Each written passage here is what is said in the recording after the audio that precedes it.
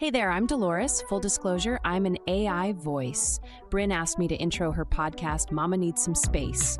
Brynn's a millennial mom, a singer-songwriter, Scorpio, and Bravo lover living in Minnesota. She'll talk all things parenting, pop culture, psychology, and why husbands can't find things like ever. Hey, can you hear me? Yes, I can hear you loud and clear. How can I help you today? Okay, I am going to record a podcast, but I feel a little weird being by myself. So can you act as like an interviewer? Of course. I'd be happy to help with that. Welcome to the podcast.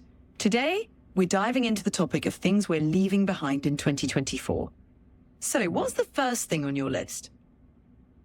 Okay, so the first thing on my list that I'm leaving in 2024 is that feeling of cringe when you set a boundary. So I've been working in therapy since I was 15. I love to say that. I was an early adopter to therapy, and I've been working in therapy for a long time about setting boundaries. So I would like to say that I'm very intellectually aware of boundaries, and I will evangelize about how boundaries are so important in life, especially as a mother, how you need to set boundaries so that you can have your space and your self-care, and also so that you can set boundaries for your children. But there's a big difference between knowing boundaries intellectually and from a nice Instagram post, or even I saw Dr. Becky talk about boundaries recently, and it was compelling and incredible. But there's a difference between all of that and doing it in real life. The IRL boundaries is very difficult, and I am proud of myself. I set some real serious boundaries this year. I really did it. And what I'm going to leave behind in 2024 is that horrible feeling you get when you actually set a boundary.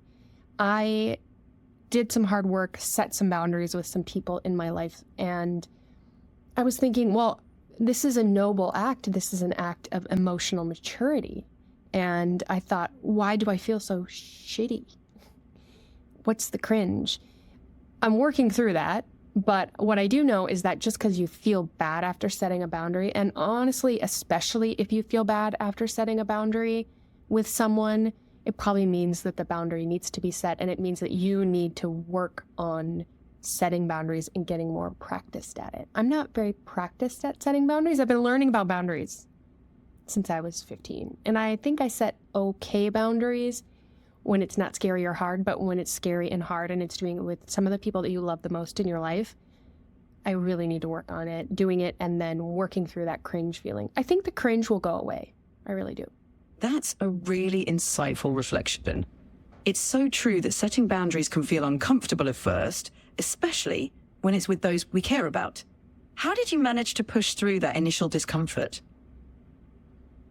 You know, I'd like to think that me setting boundaries was a really planned out and strategic choice. But the funny thing is that you can talk about setting a boundary all you want with other people, or in my case with my therapist. I kind of got sick of myself talking about boundaries and wasting my money talking about setting boundaries and putting the rubber to the road. I was ready to do that, but it really just sort of, one day it happened. It happened in not an elegant way. I just voiced that I needed to send a boundary, and I felt like I didn't do a great job, but the boundary was set. And I'm happy to say that now, post-boundary setting with this very important person in my life, it's really lightened up the entire relationship. That's wonderful to hear. It sounds like even though the initial process wasn't perfect, the outcome has been really positive. Do you have any advice for someone who might be struggling to take that first step in setting boundaries? Ooh, that's a good question. I think if you want to set boundaries, I think you have to set a small goal, I would say. So isolate the area or the part of your life where a boundary really needs to be set, or an area where if a boundary was set, it would make things a lot easier. So I was just looking at my life and the amount of time I was spent being frustrated with a certain person in my life who was just overstaying their welcome in my world. No, that's not the right thing to say. Oh, this person who I was overgiving and they were continuing to take. I had to set the boundary of like, I can't be overgiving anymore because it's just taking up too much time. So I think the boundary that you set is figure out the area of your life that it is getting hit the worst, or the time you feel like you're wasting or losing out on because a boundary isn't set, and start there. And then think of, I don't know, well, first of all, talk to your therapist, but maybe visualize it, maybe write it down. Like I said, when I set my boundary, the choreography was terrible in real life. It was not elegant. In my head, it was going to go way better, but it got the job done. Like, the person understood exactly what I was trying to say, even though I kind of said it in a really bad, not, way that I maybe would have written it down, or I would have role played with my therapist. So, well, let's move on to the next area. That's great advice. Starting small and focusing on areas that really impact you is key. Now, what's the second thing you're planning to leave behind in 2024? The second thing I'm going to leave behind in 2024 is Amazon addiction. So I get that dopamine from my Amazon buy now. In fact, this year I was on a rampage canceling a bunch of subscriptions to save money. Sometimes I get on those rampages where you're just finding every spare nickel that you're spending on excess memberships and subscriptions and cancel them all. I flew too close to the sun and canceled Amazon Prime. And then I was so aware of how much I was using Amazon.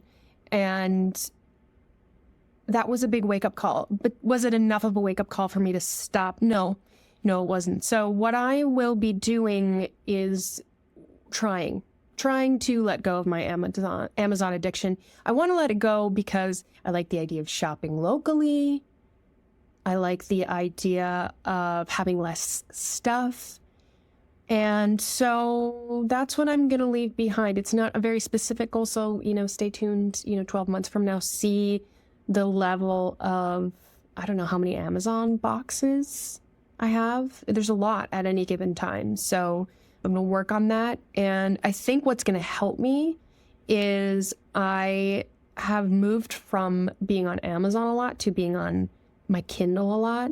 So less Amazon proper and more Amazon Kindle. I think that's a good transition. That's a great shift. Reducing physical purchases and focusing on digital content can definitely help. It's awesome that you're aiming to shop locally and have less stuff around. Have you found any local shops or markets that you love? That's a good point. Maybe I need to get out and peruse and see what we have going on. I live in the cutest neighborhood. Lots of great restaurants, maybe not as much shopping. What I really want to check out, though, is there is an NA bottle shop. I really like alcohol-free things, and I want to check out the NA bottle shop in my area. Actually, there's two. So those are two places that I really want to be a new shopaholic of, a sustainable shopaholic. That sounds like a fun plan. Exploring local shops can be really rewarding, especially when you're supporting businesses that align with your values. Now, what's the third thing you're leaving behind in 2024? So the third thing I'm leaving behind in 2024 is, I'm looking at it on my list and it's a big one. I'm leaving behind turbo-sized mom guilt. My girls are 4 now. I have twin 4-year-old daughters. They're angels in heaven. If you've ever wanted to know if angels are real, it's my girls. That's how I feel as a parent and as a mother. And also, mom guilt is real. From the day they were born, the mom guilt was there. And I think I want to leave behind turbo-sized mom guilt, like the size of mom guilt and the quality of mom guilt, where I'm thinking, am I a good mom? Am I doing a good job? Because now 4 years in, like if you think of 4 years, that's like a high school education, 4 years. They've graduated, right? Like 4 years of being a mom, I'm past the first stage, and I'm going to let go of that turbo question of, am I a good mom? I know I'm a good mom. I just know it and I feel it. So I'm going to reduce my mom guilt, because let's face it, it's never going to go away completely. I think it's a thing inside of me that partly makes me that good mom that I know that I am. So I'm going to reduce it to, what are we going to call it? I'm going to call it average. No, not average. I'm going to call it medium mom guilt. Instead of turbo, we're going to go to medium mom guilt and see if I can go from that big question of like, am I a good mom, quality of mom guilt, to more of the intermittent mom guilt that comes up, and then I can start to squash it. So I'm going to reduce the big question, the big sweeping questions of, oh my gosh, who am I as a mom? Am I doing this right? Which really punches you in the gut and keeps you up at night, to the yes, that is satisfied. We're doing a good job. I know I'm doing a good job.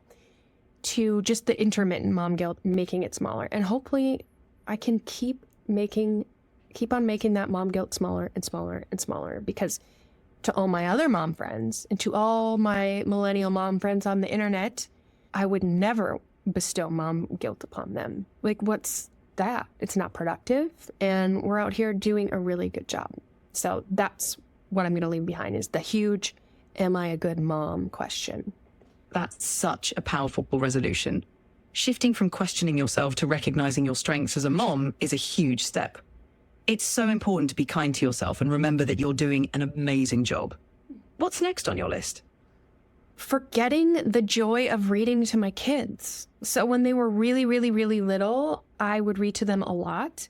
You know, our little board books, you know, Brown Bear, Brown Bear. Oh my goodness, my girls would just wait for the next page. They'd kind of peek to see, like, what is next after Brown Bear?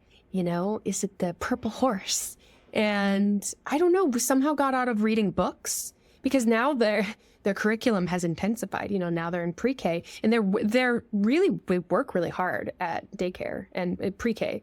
And so when they come home, we just like let them relax. They put in a full day's work. And so maybe reading fell by the wayside, but recently the kids were sick. And so we just had like screened out. We had puzzled out. We done all the things. And so I was like, hey, do you want me to read to you? And I started reading a book to her. And at first I was like, is she even paying attention? Does she even like it? And now she's been asking me and bringing me the book. And the books that I'm reading are different because their comprehension is different. And it's so, I know, speaking of, am I a good mom or a bad mom? Reading to your kids is just, you know, research says that's what a good mom does, because it's so good for their reading and their learning and their comprehension and all that. So I'm going to leave behind not doing that and bring into 2025 reading to my kids. Oh, speaking of shopping local, in Minneapolis, near me, they have Wild Rumpus, the bookstore, and it's to die for it. But I haven't been back there with my girls since they've been just bigger. When they're really, really little, they're just crashing through and they don't, you know, it's tougher. But now I think they could really actually pick up books and select things a little bit more lucidly as little 4-year-olds. So yeah, that will be part of my reducing my Amazon addiction and getting more into the shop local. That sounds absolutely lovely. And what a great way to combine both goals. Reading to your kids is such a wonderful way to bond and support their development. Visiting Wild Rumpus sounds like a fantastic adventure for all of you. I'd be happy to offer some book suggestions. Classic stories like Where the Wild Things Are or The Very Hungry Caterpillar are always wonderful. Are there any specific themes or types of stories your girls enjoy? Oh, I like this. Thank you for asking. I really want my girls to have a sense of imagination and possibility, and maybe some recommendations around that. That's a wonderful goal. Books like The Gruffalo by Julia Donaldson or Journey by Erin Becker, which is a wordless picture book full of adventure and imagination, could be great choices. Have you and your girls explored any books like these before? No, but I will add them to my list. In fact, why don't you add them to my list? Consider it done. The Gruffalo and Journey will be fantastic additions to your reading list. What's the next thing you're leaving behind in 2024? Is this the last one? Yes, this is the last one. What's the final thing you're planning to leave behind? Okay, so we're leaving behind roommate vibes with your spouse or your partner, in this case, my husband, Brett, and we're getting back into regular date nights. I have been married for 7 years now, and we've been together for 15 years now. And like roommate vibes, they happen. Being a parent, you get into the work of running a house. And I do enjoy that. Like, our partnership is so good. My husband and I, we have a weekly family meeting, which is something I learned in this course called Modern Marriage with Sarah Jenks. Highly recommend. But the weekly family meeting helps us isolate our logistical household talk to, once weekly container. And then we're able, theoretically, to operate as human beings and romantic partners. But you still have to be intentional and operate that way. So I want to reset and be really intentional about not acting as just sort of like, we are the parental unit.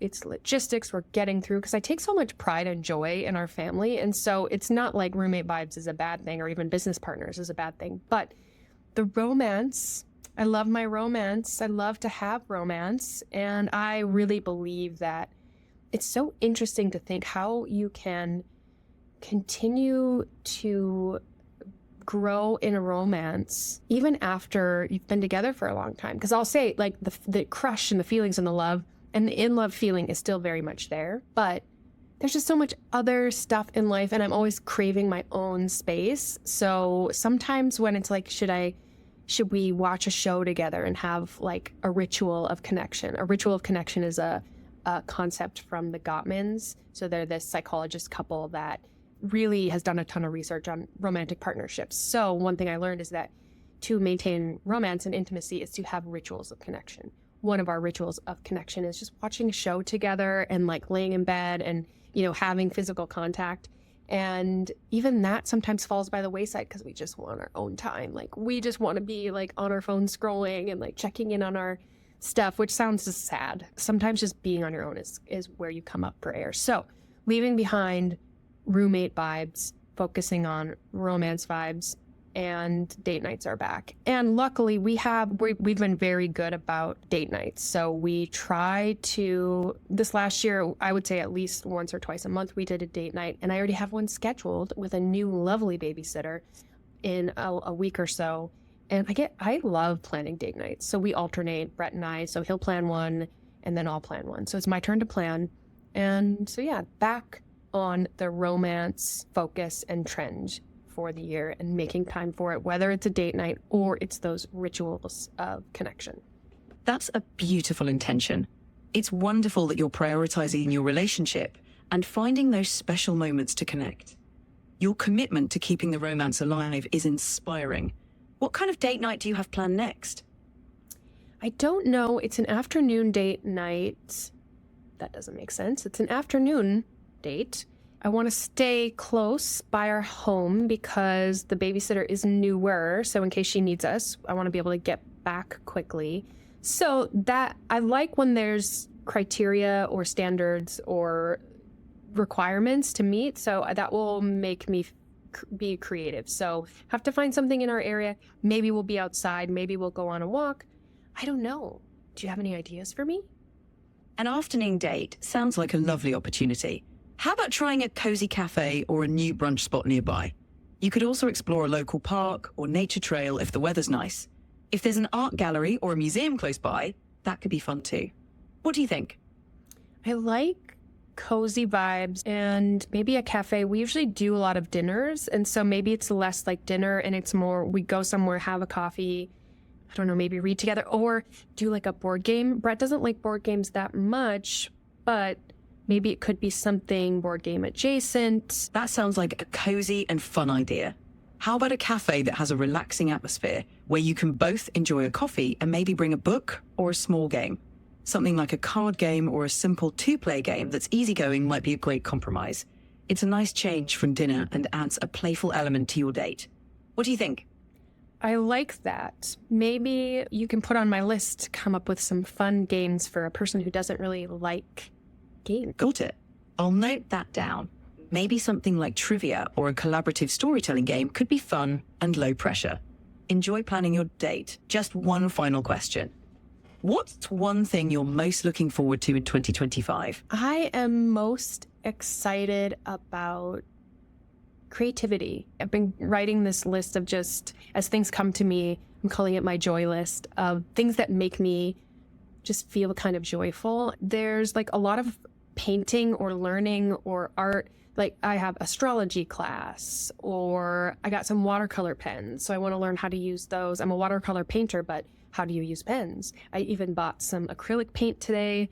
I bought a class a theme here. Like, I'm kind of just this creative, like, you can't slow me down. Like, I get interested in stuff and I get just deeply into it and then I forget about it. So just sort of creative exploration without boundaries and without needing it to become something other than just fun and fulfilling and having a sense of wonderment for me. I really want my girls to have that. I think I was even talking about that with the books. I want them to have this sense of like magical wondering. So creativity and curiosity for the year. That sounds amazing. Embracing creativity and curiosity is such a beautiful way to approach the new year.